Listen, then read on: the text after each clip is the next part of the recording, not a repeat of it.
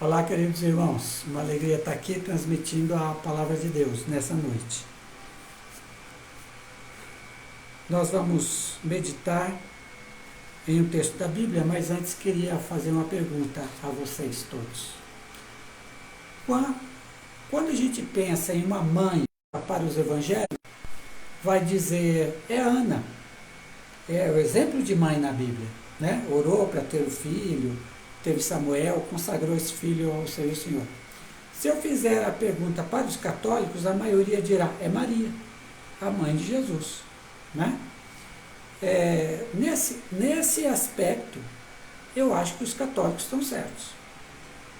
Porque a mãe, por excelência na Bíblia, a mãe que é um exemplo para todas as mães é Maria, sem dúvida nenhuma. E nós vamos ver um texto que mostra isso. E é essa reflexão no Dia das Mães que eu quero trazer aqui para o exame de todos, mas também para que todos nós aprendamos da palavra de Deus e aprendamos também com essa serva de Deus que se chama Maria. O texto está, portanto, em Lucas capítulo 1, versículos 30 a 38, que eu passo a ler agora. Esse texto fala que o anjo se apresentou a Maria para anunciar que ela seria a mãe de Jesus. Versículo 30. Disse-lhe então o anjo, não temas, Maria, pois achaste graça diante de Deus. Eis que conceberás e dará à luz um filho, ao qual porás o nome de Jesus. Este será grande e será chamado Filho do Altíssimo. O Senhor Deus lhe dará o trono de Davi, seu pai, e reinará eternamente sobre a casa de Jacó, e o seu reino não terá fim. Então Maria perguntou ao anjo, como se fará isso, uma vez que não conheço varão? Respondeu-lhe o anjo, virá sobre ti o Espírito Santo, e o poder do Altíssimo te cobrirá com a sua sombra. Por isso, o que há de nascer será chamado Santo, Filho de Deus. Eis que também Isabel, tua parenta, concebeu um filho em sua velhice, e é este o 6º mês para aquela que era chamada estéril, porque para Deus nada será impossível. Disse então Maria, eis aqui a serva do Senhor, cumpra-se em mim segundo a sua palavra. E o anjo ausentou-se dela. O Deus Trino e Maria, a mãe. É interessante que nesse texto é um dos primeiros nos evangelhos em que se fala da Trindade operando para a nossa salvação. E a Trindade aqui envolve uma pessoa, que é essa mulher. Uma mulher que estava, vamos dizer assim, noiva de um homem, mas não casada com ele ainda. E nós estamos falando aqui de uma mulher que deveria ter por volta de seus 14, 15, 16 anos. Porque as mulheres naquela época se casavam bem cedo. Para quê? Para ter muitos filhos. Essa era a ideia da época. Ter muitos filhos. Uma prole bem grande. Então nós estamos falando aqui, possivelmente, de uma adolescente que está e serve ao Senhor. E é uma mulher que já serve a Deus, que tem o temor de Deus no seu coração. Mas o anjo vem conversar com ela, e eu não li a parte inicial, porque no texto aqui não nos interessa. Mas o anjo diz, não temas, Maria, pois achaste graça diante de Deus. Maria já era uma serva de Deus, já servia ao Deus verdadeiro. Mas ela também, diz o texto, achou graça. Ou seja, Deus derramou sobre ela a sua graça. Maria não foi escolhida por mérito. Ela é a melhor que todas as outras mulheres da época. Ela não foi escolhida por mérito. Ela foi escolhida por graça. Mas essa graça veio sobre uma mulher que já temia a Deus, que já servia ao Senhor. E a graça veio sobre ela. A escolha de Deus, no caso de Maria, sempre foi uma graça.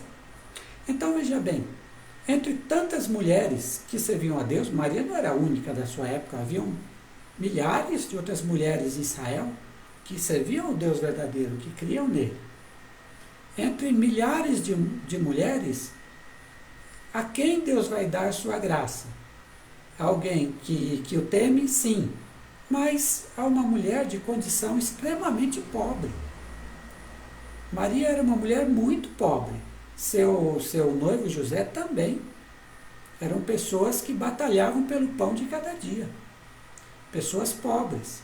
Quando eles se unissem, iam formar uma família pobre na terra. Maria, socialmente, não era ninguém. Era uma mulher, simplesmente, que fazia as suas tarefas, fazia o seu trabalho e se preparava para cuidar da sua casa. Ou seja, quando Deus escolheu, Ele não escolheu, por exemplo, uma mulher de alta posição.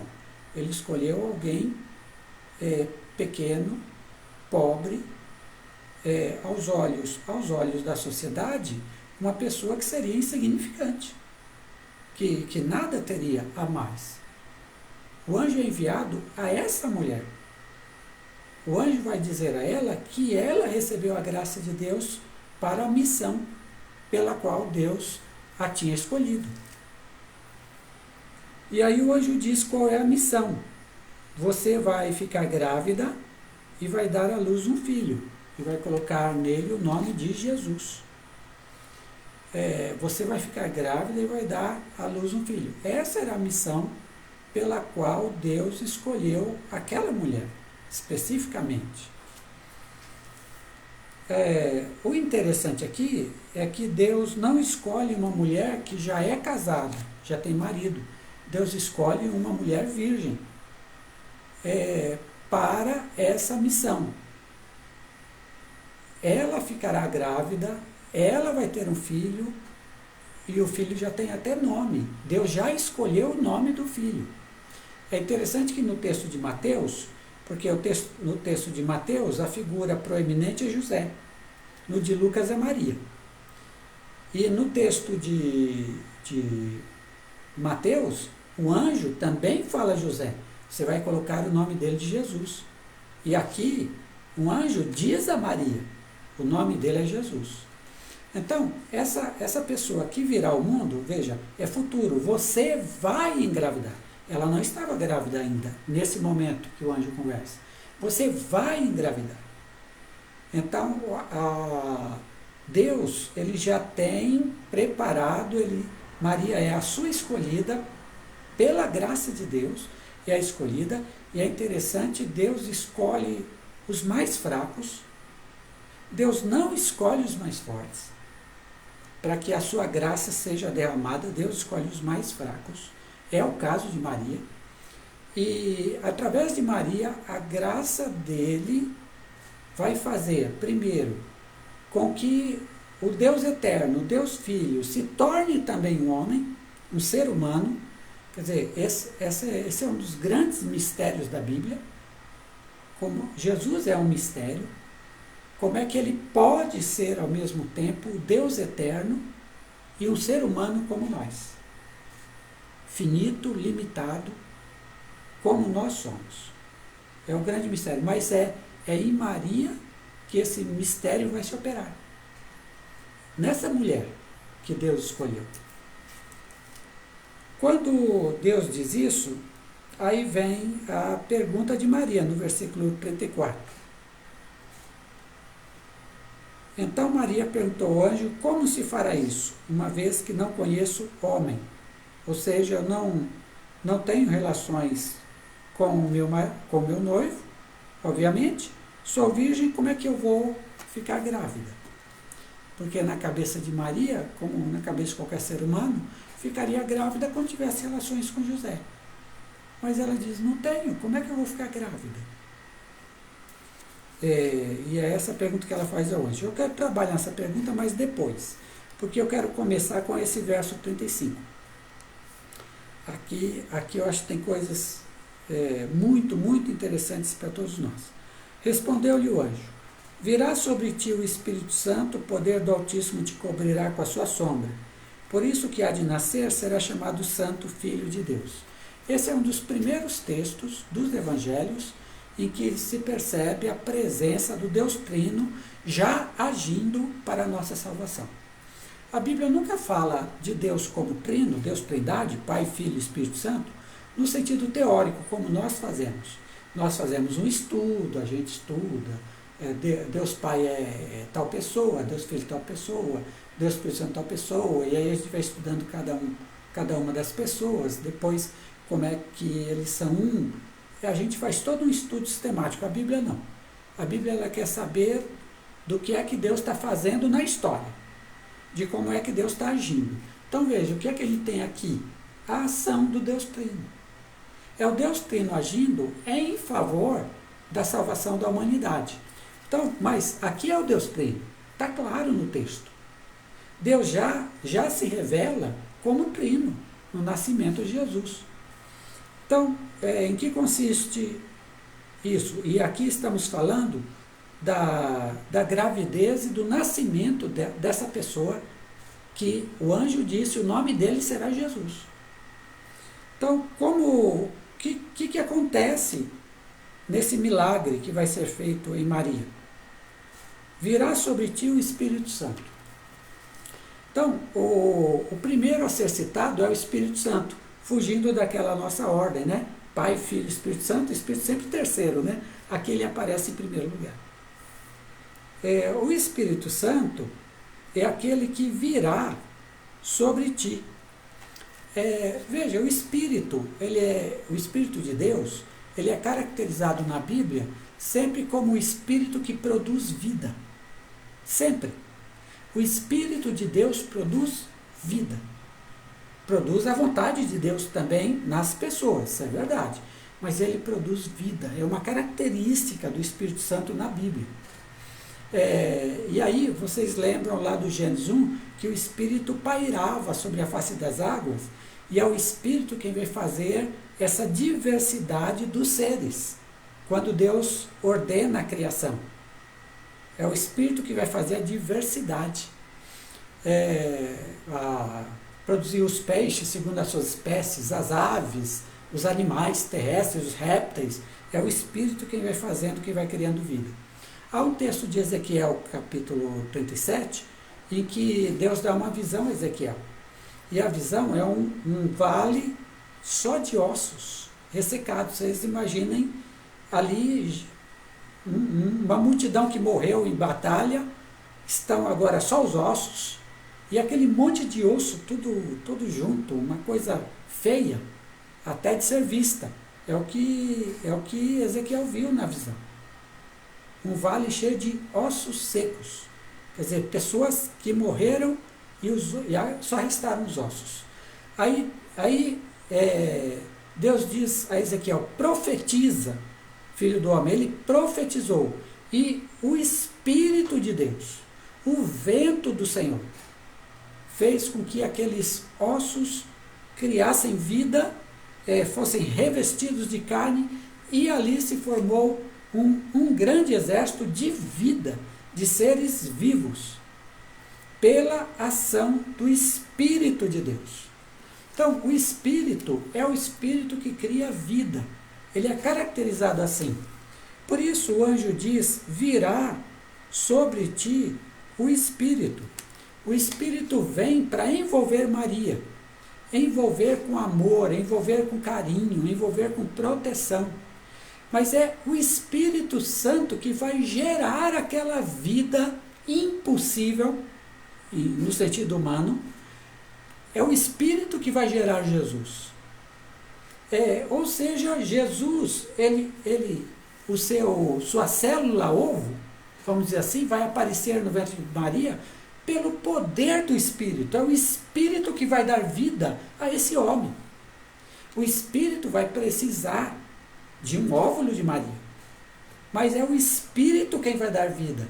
É o Espírito quem fará Jesus existir como ser humano. Como Deus, ele existe eternamente. Mas como, na qualidade de ser humano, é o Espírito que fará isso. É o Espírito da vida. Ele deu vida a Jesus Cristo. Ele fez Jesus nascer. O Espírito virá sobre ti. E aí ele continua, o anjo continua. E o poder do Altíssimo te cobrirá com a sua sombra. Agora nós estamos falando de Deus Pai, que aqui é chamado o Altíssimo. Aquele que está no mais alto lugar, aquele que reina, aquele que governa, aquele que é o Senhor de tudo e de todos. Por isso ele é aquele que está no mais alto lugar. Ele é o mais elevado entre todos nós. Entre toda a criação, ele é o mais elevado. Ele é o que está acima da criação. Ele não está dentro da criação. Ele está além e acima da criação. Embora ele também venha aqui para dentro, como o texto vai dizer. Estamos falando aí de Deus Pai. Diz que Deus Pai, o Altíssimo, ele te cobrirá com a sua sombra. O Altíssimo, ele desce para operar nela também o nascimento de seu filho. Quando se diz que o Altíssimo te cobrirá com a sua sombra, esse é o sentido da proteção. Ou seja, aquela mulher, enquanto vai conceber esse filho, ela será protegida por Deus Pai. É esse o sentido de cobrir, é o sentido da proteção, é o sentido da sombra. Lembra que a gente está num país em que o sol do meio-dia é extremamente forte. E a sombra é o lugar onde as pessoas se abrigam de um sol escaldante, é sol de deserto. Então, esse te cobrirá com a sua sombra, significa proteção, significa amparo, significa que essa mulher, enquanto vai gerar esse filho, ela estará protegida por ele. E exatamente isso aconteceu na história. Porque veja bem, se Maria aparecesse grávida sem ter se casado com José, e José sabe que não é ele o pai desse filho, ele sabe, porque não teve relações com ela. Aqui ela estava sujeita à morte. A morte por quê? Por adultério. Mas não estava casada. Sim, mas os noivos, para efeitos legais, eram considerados como casados. Então, ter relações com outra pessoa era considerada adultério, mesmo nesse período. E se ela fosse acusada de adultério, se José quisesse acusá-la de adultério, qual seria a pena dela? A morte por apedrejamento. Então veja, essa mulher, quando ela aceita a missão de Deus, ela corre risco de vida. Ela sabe disso. Ela não está alheia à situação, ela sabe que ela corre risco de vida. Mas o anjo diz que o Altíssimo, Deus Pai, vai te cobrir com a sua sombra, ou seja, vai te proteger. E Deus, ele tem, Deus o Pai, ele tem também um objetivo em proteger Maria. Quem vai nascer é seu filho, é o filho de Deus. É seu filho que vai nascer daquela mulher. Portanto, Deus quer que aquela mulher viva. Deus quer que aquela mulher esteja bem. Deus quer que aquela mulher dê à luz de uma forma tranquila. Porque é seu filho que vai vir ao mundo. E seu filho vai salvar o mundo. Portanto, Deus Pai tem um interesse em que seu filho nasça e que seu filho um dia venha salvar o mundo inteiro. Deus Pai participando dessa gestação e desse nascimento. E aí vem a terceira pessoa. Por isso, o que há de nascer será chamado Santo, Filho de Deus. Então, a terceira pessoa é o Deus Filho. Ele é aquele que irá nascer, aquele que será nascido, porque ele será gerado. Ele será gerado pelo Espírito Santo e por Maria. Aquele que há de nascer é santo. É santo. Jesus, como ser humano, ele não herdou o pecado original que nós herdamos por força de que, desde a sua gestação, desde que ele aparece no ventre de Maria, como um feto, ele aparece como o santo. É o Espírito que o santifica. Então, diferente de nós, seres humanos, nascemos de um pai e uma mãe, e carregamos espiritualmente o pecado de nossos antecessores, nossos ascendentes. Jesus não. Ele já nasce santo pela força do Espírito Santo. Ele será chamado santo. Ele é o que nasce santo. E a gente sabe que em toda a sua vida, Jesus foi o santo. Não cometeu um só pecado. Um só. Ele foi o santo. Ele nasceu assim. Ele viveu assim. E aí diz o texto, ele será chamado santo filho de Deus. Ele será chamado, gente, não é tanto para a palavra santo, é para a palavra filho de Deus. Ele será chamado filho de Deus. Exatamente o que Jesus é. Jesus é o filho de Deus que vem ao mundo. É essa profissão, é isso que é dito acerca dele. Então nós temos aqui as 3 pessoas da Trindade participando do nascimento de Jesus como ser humano. Veja, quem vai nascer é o Deus Filho, que é eterno. Mas esse Deus Filho, agora, em Maria, se torna ser humano. Também. Ele continua a ser o Deus Filho. É o mesmo Deus Filho que estava com o Pai antes. É o mesmo Deus Filho que o Pai enviou. É o mesmo. Mas agora ele assume algo que ele não tinha antes. Ele não era humano antes. Agora ele passa a ser humano. E ele então é o Filho de Deus.